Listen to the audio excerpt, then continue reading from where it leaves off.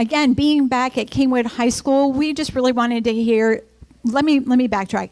Always, if you're new to our Bizcoms, we hold our Bizcoms in our local high schools. So we have Kingwood, and we split the time between Kingwood High School and K Park, Atascocita High School, Summer Creek, and Humble. Okay, so if you're new to all this, they are, every month there is one going on in a different high school, so be sure to frequent those as well. But here in Kingwood, we have it a little different. We have two high schools, so K Park has been gracious during this time to host us for more than one consecutive Bizcom.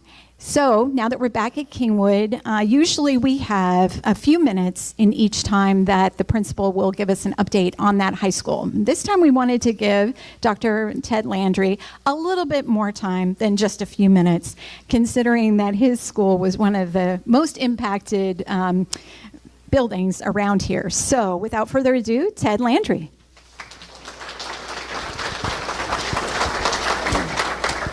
Good morning, and welcome to Kingwood High School. I hope you've all had an opportunity to see, the new things in the building. There are have been some significant upgrades, upgrades that were planned anyway, but we had an earlier opportunity to go ahead and make those changes. But some significant safety increases throughout the building, as well as some upgrades. Those of you who've attended this, you can see we've got different style tables and chairs that are more flexible, more movable. So while the space is the same instructionally, we have much more flexibility now with what we can do with this large group instruction room. And you'll see that throughout the building as you walk through those areas that were affected by the flood. I was asked to maybe talk a little bit about the journey, the road from the flood to now. Logistically, obviously, it was a challenge to move 2,700 students 13 miles down the road, over 200 faculty members, change our complete master schedule, the complete different teaching load for the teachers, different curricular expectations. But maintain all of the courses. No student lost a single credit in the transition. They didn't have to drop any courses, and maintain our exemplary extracurricular programming, and do it in under a week. And we were able to do that with tremendous support from district administration, district transportation. Just getting us to and from Summer Creek High School was something akin to $8,000 or $9,000 a day extra just to get us back and forth from there and back to Kingwood. So logistically, it was a challenge. But for those of you who have been perhaps personally impacted, the emotional trauma is much greater than the physical challenges. And to have to deal with those emotional challenges has been significant. Some of our students, even when it rains, there's trauma there, and we see it, and so we have to be ready to deal with and handle that. And we've done a fantastic job. I can't say enough about my staff, who did a fantastic job. But when you look at what we've been able to accomplish this school year, we've had one of the best years academically and extracurricularly that we've had in quite some time. All of our fall sports and fine arts have just excelled, all making the playoffs, all excelling. Theater is still in the one-act play competition. So it's across the board. There really aren't any down. We've overachieved in every single extracurricular area. And when you look at why that happened, that was a community of students who made a decision that they weren't going to let this impact them. So at the beginning of the year, I met with them and I told them that we are the school. It doesn't matter where we are, but we are Kingwood High School, and we weren't going to allow this to impact us. And if any group has had a right to complain, it's been our senior class. And they haven't. Not only have they not complained, but they've stepped it up to a whole nother level to demonstrate to our underclassmen exactly what it means to be a Mustang. And when you walk into our atrium now and you see that statue that was donated several years ago, and it says its name is Mustang Spirit. And that's been our mantra going forward, is that we are not going to let this flood wash away our spirit. And we've stepped up, we've risen to the occasion, and it's been a really good year. It's wonderful to be home. And anybody out here who has supported us through this, and there's several of you out there, you know who you are, I can't say thank you enough. We had a community that was not willing to just give up. And then we were supported by our sister school and their community, who accepted us with open arms, never complained, very gracious to us. And any public opportunity, I have to thank Summer Creek and the Summer Creek community I have taken. So if you know anybody from that area, please let them know how grateful we truly are for what they have done for us. And for thank you to you all for what you have done for us to support us through these challenges. And now that we're home, you know, we can be a full participant in the community, and we look forward to any and all of those opportunities to partner with you guys. So just reach out, let us know what we can do. And if you haven't seen the building, please take the opportunity after this meeting to take a look around and see what's new. Thank you very much.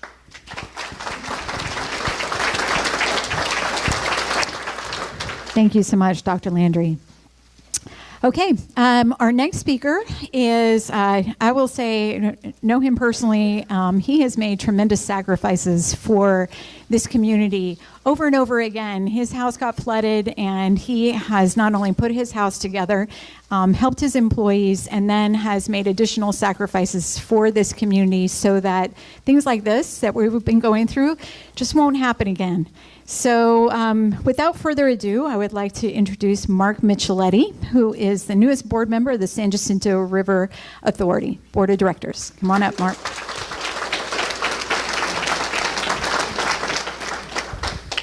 Thank you, Corinne. Good morning to everybody. It's great to be back at Kingwood High School. I have two sons who graduated from Kingwood High School and two daughter-in-laws from Kingwood High School. So Mustang pride is strong in our family. It's great to see that the high school's back open and looking better than ever. It's also kind of my mission, and I know a lot of our community leaders' mission, to make sure we never go through this again. As Corinne said, we had 30 inches of water in our house. As Dr. Landry said, excuse me, that's a very emotional situation to go through. And I think the word community that you see here, community has really come together. The community has helped us all get through this.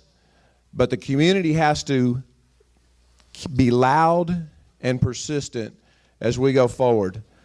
Because what we're seeing is that it really is a squeaky wheel that's going to get the grease. And there are so many different entities involved in going forward to prevent this from happening again. So I want to recognize and make a couple of comments about some of the entities. The Lake Houston Chamber has just been phenomenal. I mean, what the Lake Houston Chamber has done through the plea to see, the plea for 3, they've gotten government officials down here, they've gotten state officials down here, federal officials. It's been tremendous, and our voices are being heard. So I really would like to thank Jenna and Mark Mitchell and the entire chamber staff. Y'all have done a phenomenal job, so thank y'all.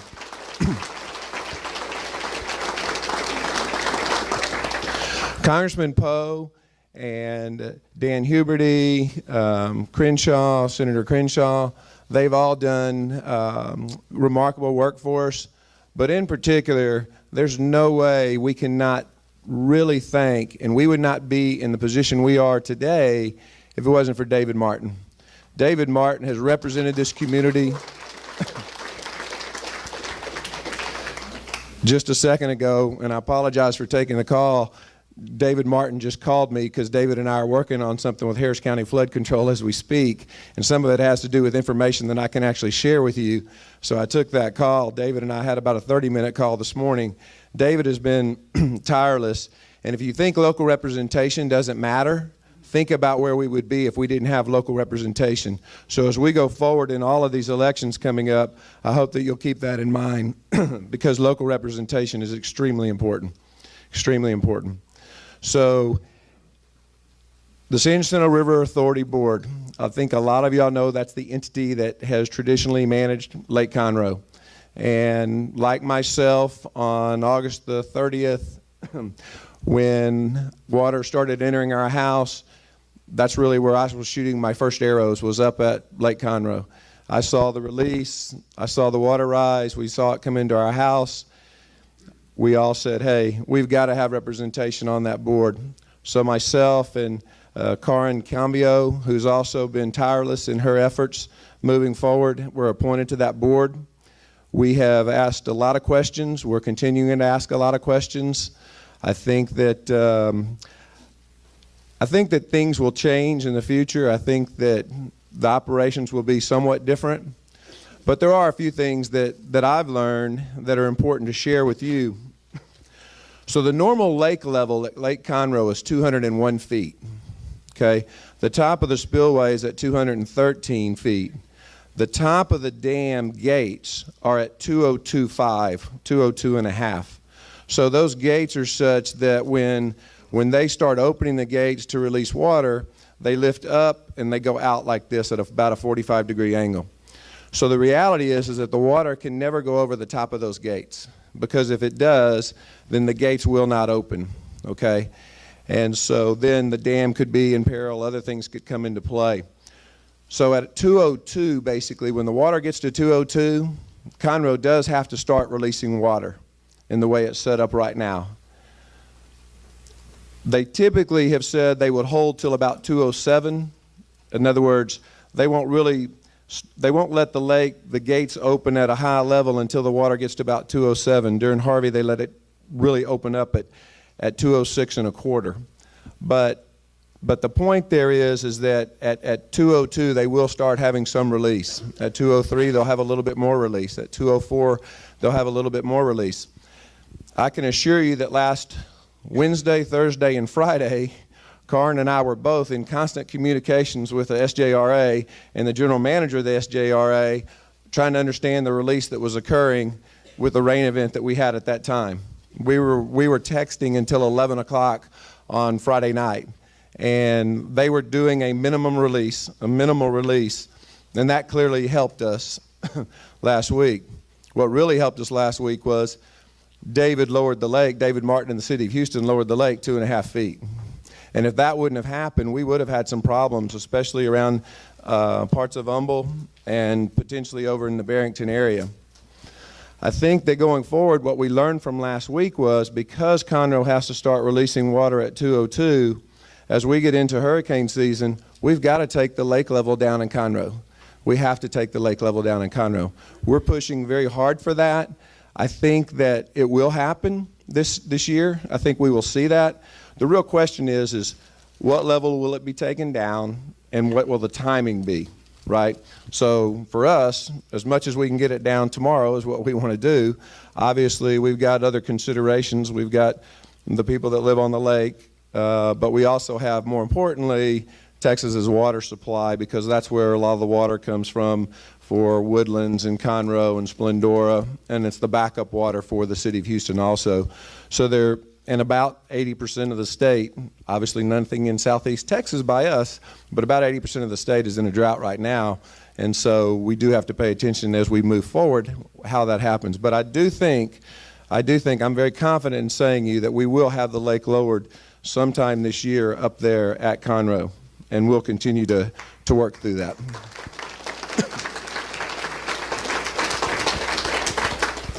The plea to see, which recently was the latest campaign of the chamber, we got the governor to come down here. A number of us got to visit with him. This past Tuesday, we had the lieutenant governor down here.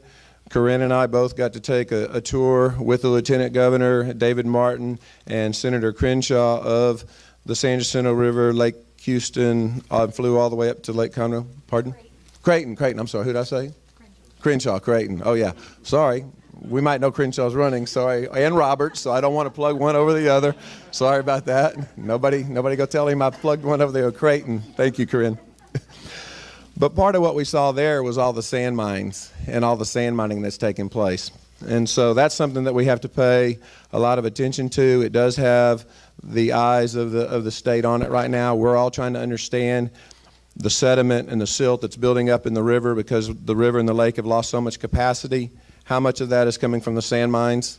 We think that there's certainly a fair amount of that that's coming from the sand mines. But we've also learned that we have that coming from Spring Creek and some of the other creeks just because the river themselves are sandy rivers. That's one reason that they're doing all the mining there. So we're paying close attention to that. What I can say is that I got word that they right now today are actually taking soil testing and soil plugs in San Jacinto to test the water for contamination purposes, the soil for contamination purposes, making sure that anything that might happen with dredging will not affect the quality of the water within Lake Houston. And I can also tell you that unofficially that I have been told, and I have seen some memos now, that within 8 weeks or so, there should be dredging activities in the San Jacinto River between the 69 Bridge and Lake Houston Parkway. So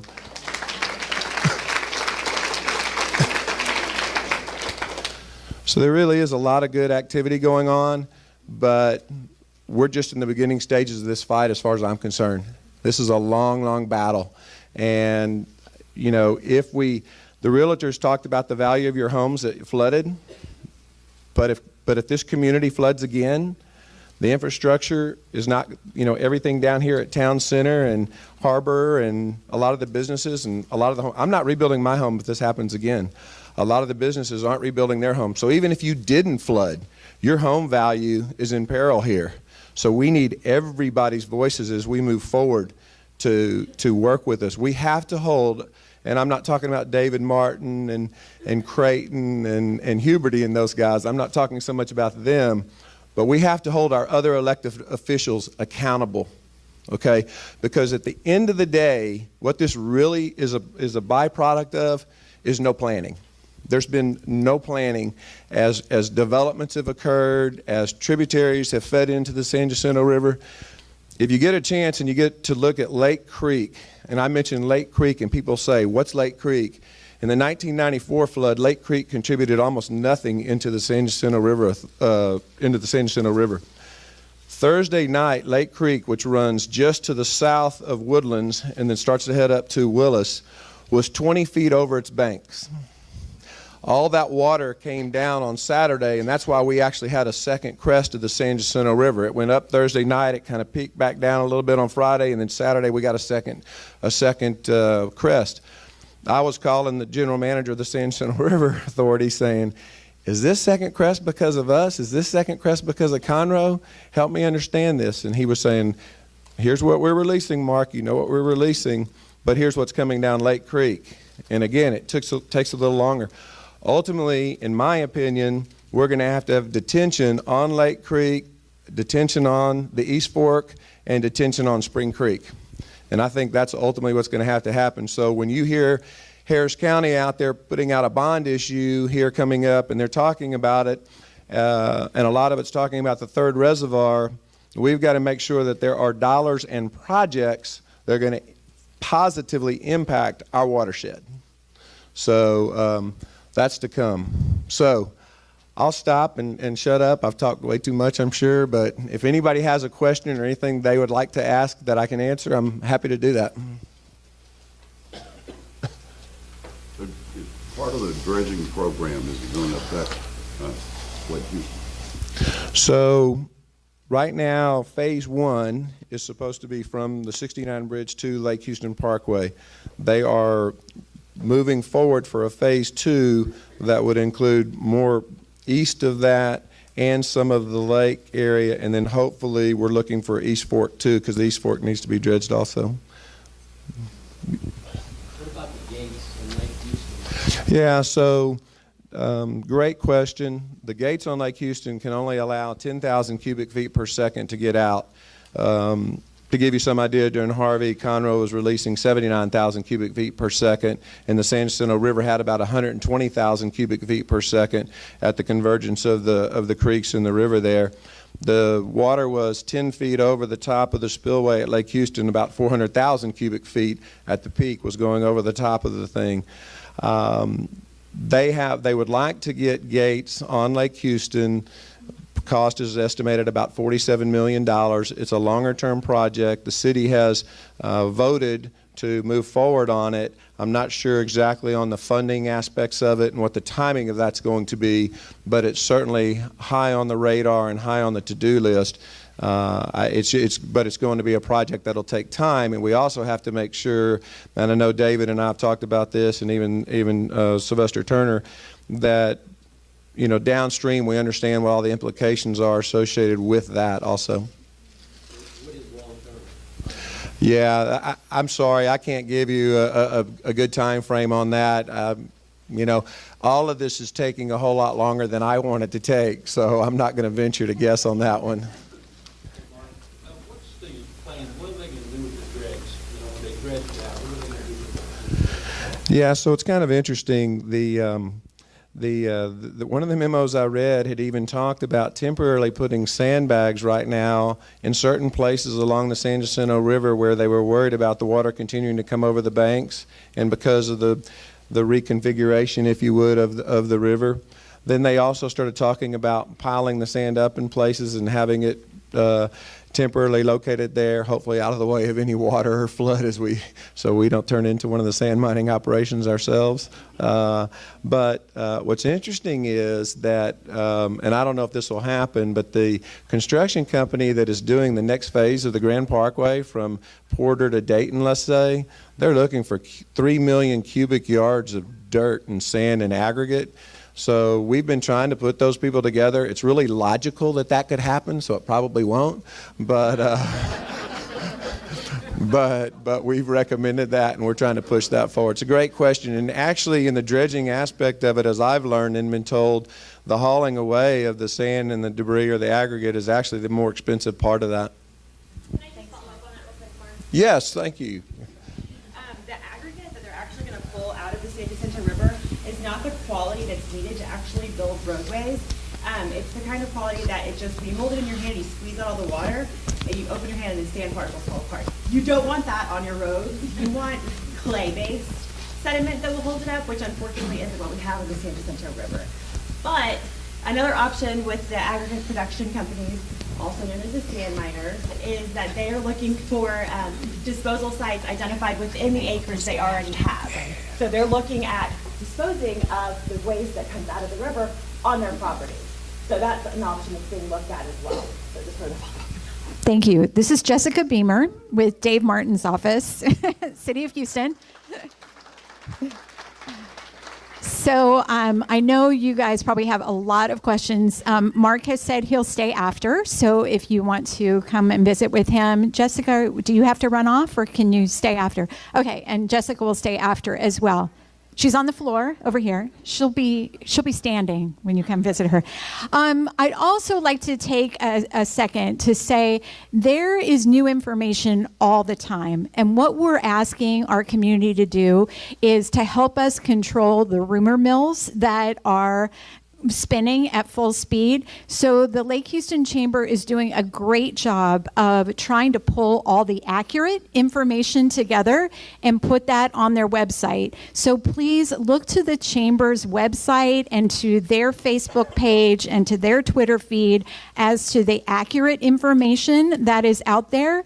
And you are welcome to reach out to them if you have questions and say, hey, I heard this. Would you please, clarify it or give us some color in the lines for us if you can, and help us control all the crazy rumors that are going on, because we want everybody in this community to have the accurate information and to share that with their friends and family. We want to get this community back on its feet and better than it ever was before, and we can only do that with truth and joining together with that accurate information. So thank you so much for doing that with us. schools. So next up, we want to hear from Dr. Roger Brown. He is a deputy superintendent at Humboldt ISD. You guys probably know there's a bond that has been worked through and is going to be coming up for a vote. So he's going to give us some color on that. Thanks.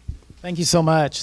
Thank you all for allowing us to be here today to share a little bit about the bond that's coming up. But isn't it great to have high school students on Kingwood Drive in the morning? Never complain about that again. That is awesome. And I was standing over here you guys look so awesome. You're so pretty and beautiful. I'm standing over there and I'm just thinking of what this place looked like after the flood, walking this building, this room. It's just incredible what's happened in the last few months. And so we're excited about the support we've had from the chamber, from the city council, from the community, from Dr. Fagan's leadership. Just think about that. She hadn't even been here that long and here she goes with a flood. Wow. And so we're excited. We're excited about what's happening here, but we're excited about what's happening throughout the district and the future of this district. And so that's one of the things that we want to talk about. We've actually got a short video we're going to show you about the upcoming bond. It's been in the process for a couple of years, and we started this with a facility assessment, which will be talked about in this video. So this has been in the works for a while. And so here we are. And so we'll show this video and then be glad to answer any questions you might have. Humboldt ISD covers more than 90 square miles in the Lake Houston area, with more than 42,000 students attending 43 campuses. Based on trends and consultations with an independent demographer, Humboldt ISD is growing at a rate of about 1,000 students per year. With Humboldt ISD celebrating its 100-year anniversary in 2019, there are also aging facilities that need attention. So in the fall of 2017, Humboldt ISD invited the entire Humboldt ISD community to be part of the Citizens Bond Advisory Committee. This committee came together over the course of 6 meetings and discussed how to address the continued growth and ensure students learn in comparable facilities throughout Humboldt ISD. The committee recommended 2 bond proposals to the Board of Trustees to address those issues. The board considered and incorporated elements of both proposals and voted to call for a $575 million bond election, which will take place on May 5th. There will be no tax rate increase as a result of the May 5th, 2018 bond election. To address issues of growth, the committee proposed some new construction projects, building 1 new elementary and 1 new middle school south of FM 1960, and adding classrooms to Atascocita High School. To address aging facilities, the committee recommended rebuilding Kingwood Middle and Lakeland Elementary Schools. Projects that address aging facilities and accommodate growth include renovating the Humboldt High School library to current standards and expanding the cafeteria, and also adding multipurpose rooms to the 22 schools that don't have indoor space for PE and assemblies. Safety enhancements are also part of the bond proposal. Proposed projects include expanding the district police station and emergency operations center, remodeling schools to include secured visitors entry at campuses that don't already have a secure vestibule in place, and increasing the quality and quantity of security cameras at schools. Additional proposed projects include building a second transportation center near Kingwood. Humboldt ISD transports approximately 14,000 students each day. A Northern Transportation Center would provide savings of an estimated $2 million in annual operations costs. Rebuilding the Northern Agricultural Barn on a new site. The current ag facility serves the students of Kingwood and Kingwood Park High Schools and is located on a site that has flooded. Additionally, the Southern ag facility would be updated to include restrooms and an office. Renovating and equipping career and technical education classrooms. Adding a third gym at every high school to accommodate more student groups. Renovating Charles Street Stadium. Built in 1941, the stadium is used by middle school football teams, Humboldt High School freshman and junior varsity teams, and boys and girls soccer teams. Install field turf at 4 schools that do not have turf. Turf increases the number of groups that can use the field each week, such as middle school teams, bands, and community teams. Turf maintains its usability even after a heavy rain. Install wood gym floors at the 7 schools that currently have sport court. Install turf at the Turner Baseball Softball Complex. Updating technology infrastructure and conducting building repairs and renovations. Bond 2018 represents a 5 to 6 year construction plan to address current and anticipated district needs. For more information about Bond 2018 and details and videos about specific projects, please visit humbleisd.net/bondelection2018. Early voting begins April 23rd, and voters can vote early at any of 3 voting locations. Election Day is Saturday, May 5th, and polls will be open from 7 a.m. to 7 p.m. Okay, so that's a video that we're using out and about in the community, and you may look at that and go, well, gosh, they don't seem very excited about an upcoming bond. We're pretty limited. You know, I thought of the show Dragnet, just the facts. You know, when he would say, just the facts, just the facts. That's what we're limited to, just the facts. And so, like I said, there's a lot of information on our website about the bond. We are excited about the opportunities that this bond would provide our students. And, you know, a lot of it's based on growth, because we're going to continue to grow. We'll hit about 52,000 students at our max here in a few years. So we've got growth, and then we've got aging facilities. And so we want to address those. We want to do both. And we will hopefully be able to do that.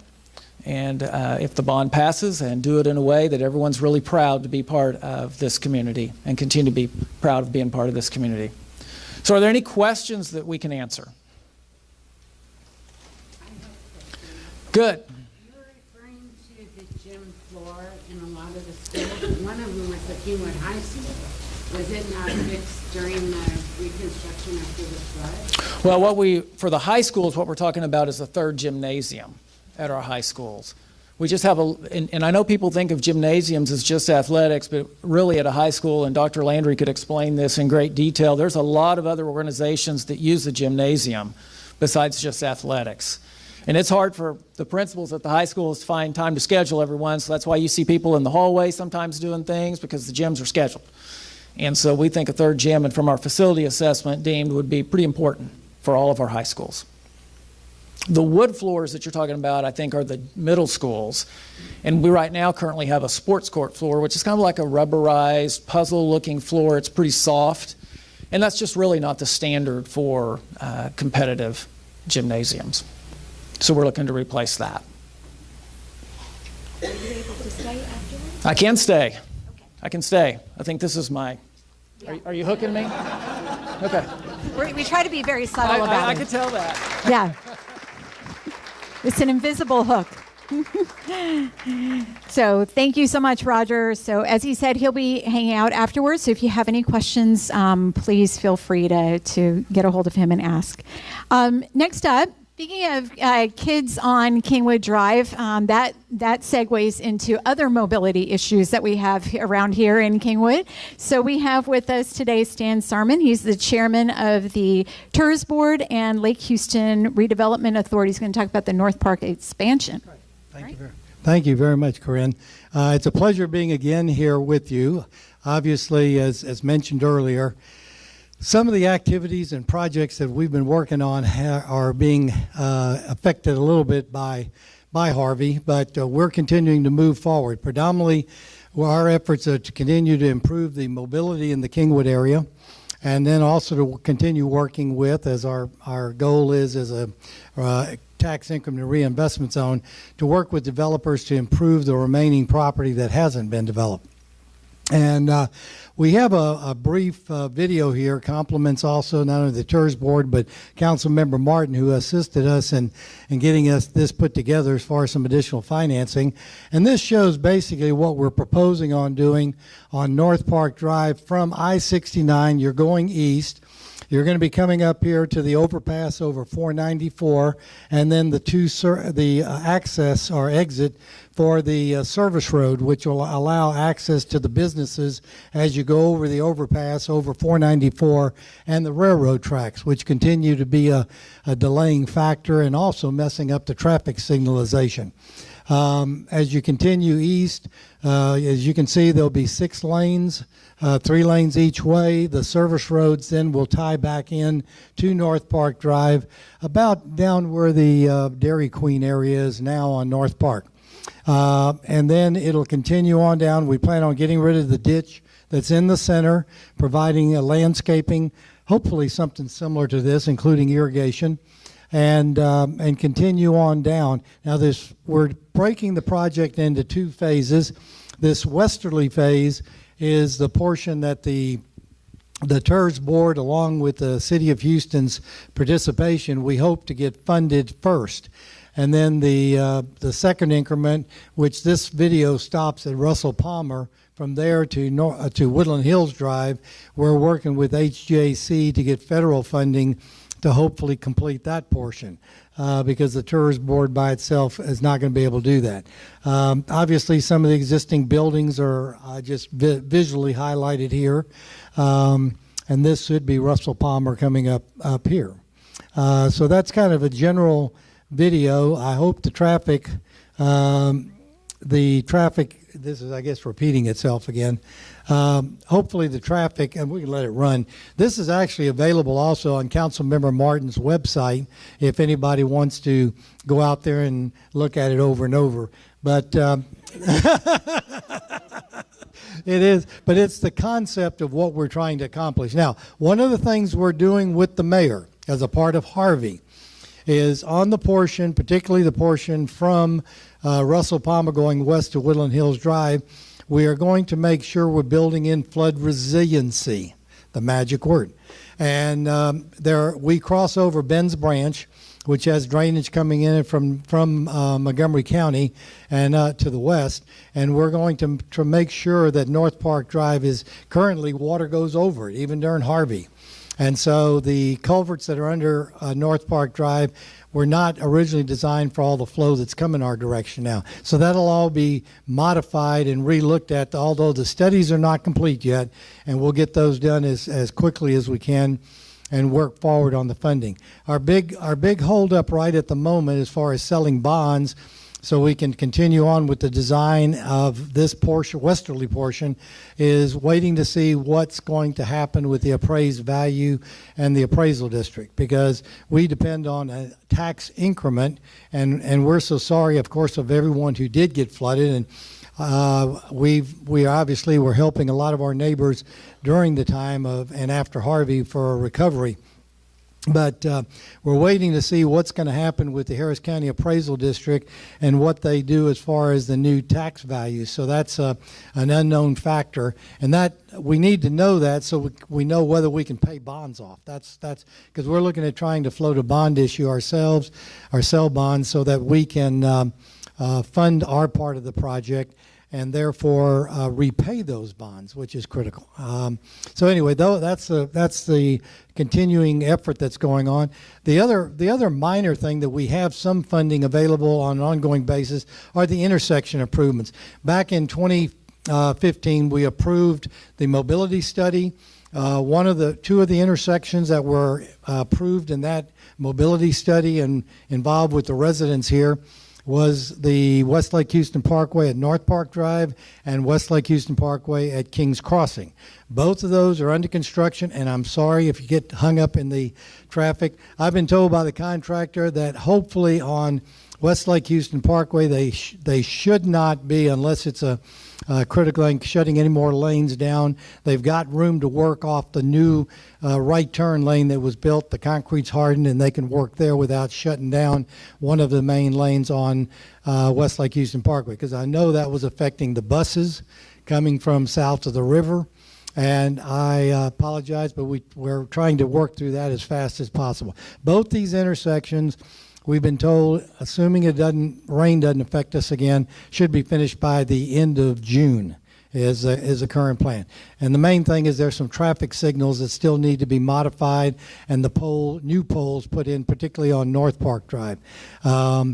And on North Park Drive, as you go east, there are 2 lanes there, not 1 lane. And they just haven't been paint striped. So don't follow the concrete expansion joints. There are 2 lanes there, and they should.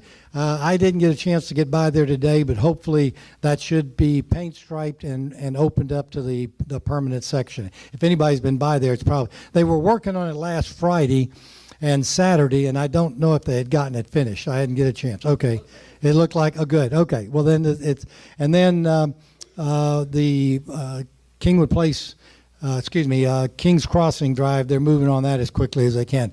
We have also continued to study on other intersections that as we have funding available, we're going to continue moving forward on those that we can do to make sure we're at least living up to the efforts of the Kingwood Mobility Study.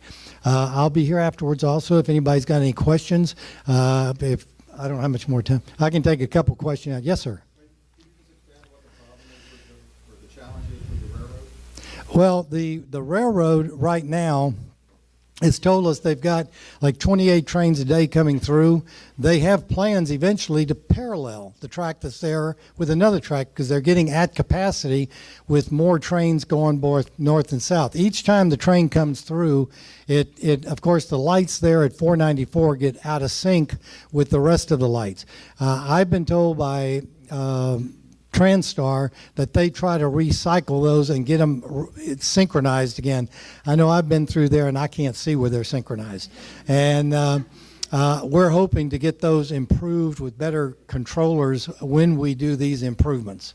And but the train is continuing to become more and more of an issue each time they come through there. And we've talked to Union Pacific Railroad, and we've asked them if they could not come through during rush hour in the mornings and evening. There ain't no way they're going to do that. When those freight trains are loaded up, ready to go, they go.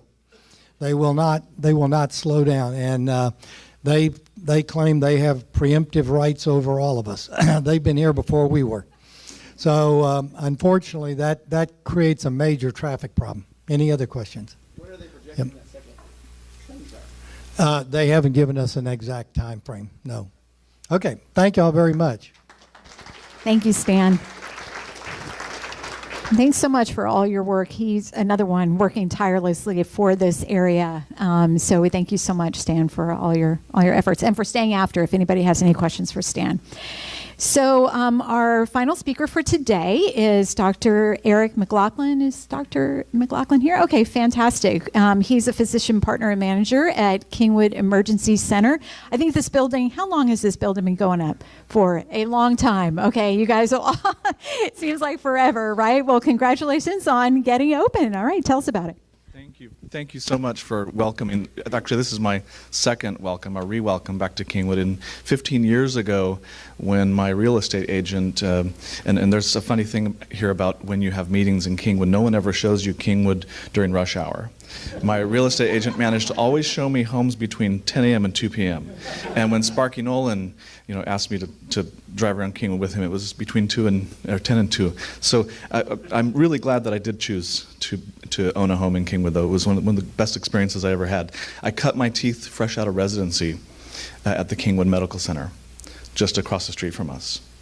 And Gay Nord had the vision of building 3 floors. Went from 11 beds to 46, and then Melinda Stevenson injected steroids into that, and it's a huge, beautiful project, and I loved my time at the Kingwood Medical Center. I moved into the inner loop, and now I'm back with the Kingwood Emergency Hospital, and it's been there for 7 years, I think. Namer Keim built a beautiful building, designed a beautiful building, and we're happy to finally be the occupants of the bottom floor. We don't own it. We have landlords, but we're happy to bring what we call a new standard of care to the Kingwood area. We spend, I was going to say billion, but that would have been a Dr. Evil moment, $3.2 trillion a year in healthcare in the United States, and we spend $150 billion on drug research. But there's been very little innovation in the hospitality side of things. in medicine. And people say, well, what do you guys do? How are you different? What are you good at? We do the hospitality of medicine, and we innovate the smile. We'd like to say, if you look at Christy, and Christy, you should stand up and say hi to everybody, that's the smile that we innovate, because as an emergency medicine physician, it was really frustrating to work under the heavy pressure of the big, busy emergency rooms that we worked in. Everybody who's worked in a big hospital ER knows how much pressure there is and how difficult it is, the constant flow and volume of sick, angry, patients in pain, and it's hard to keep up with that. And so as you've seen these private emergency rooms kind of pop up everywhere, as people say, that was kind of an element of frustration on the part of patients and doctors and nurses who wanted something better. So the Kingwood Emergency Hospital, we think, is that something better. We love our partners. The Kingwood Medical Center is our partner. We work with them. We work with the urgent cares. We work with local physicians. We're all in this together. But we would like to say that we innovate that smile, that hospitality, that bedside manner. And I don't have a great video. I'd love to show you a video or something fun about our facility, but come by and see us. Everybody knows. Does anybody not know where we are? Everybody knows. Everybody knows where we are. We're that 3-story glass building on the northeast corner of Kingwood Drive and 59. But thank you so much for letting us be here. I donated my time retroactively to the other guys, to the real doctors, and everybody knows PhDs are the real doctors. But thank you. I mean, you guys are the most fascinating people in the world. I loved hearing about water and roads and bridges. Who doesn't love construction? Construction is good, and we're happy to be here in Kingwood. Thank you again. And if you have any questions, I'll stay around afterward and come by and see our facility. Thank you. Thank you so much. Thank you. And welcome back. So we have other upcoming Kingwood Bizcom meetings. Our next one will be at K Park on August 2nd, and so come and join us there. As I mentioned, we have other BizComs that are going on in Humble, Summer Creek, and Atascocita. We meet monthly, so check the Chamber's website and be sure to attend those. Again, if you're not familiar with those, we try to have presenters at each one that will affect that local community. So it may not be, if you're in Humble, you'll hear things that are going on in Humble, but also surrounding Humble that impact Humble. And that's what we try to do at each of these BizComs. So you typically will hear different speakers featuring different attributes of that community. So be sure to join us for all those different ones. And you have other upcoming Chamber events and programs on your sheet of paper, so be sure to take those with you. We actually got done ahead of time. I am so impressed. Thank you to all of you and to our speakers. You guys have a great day.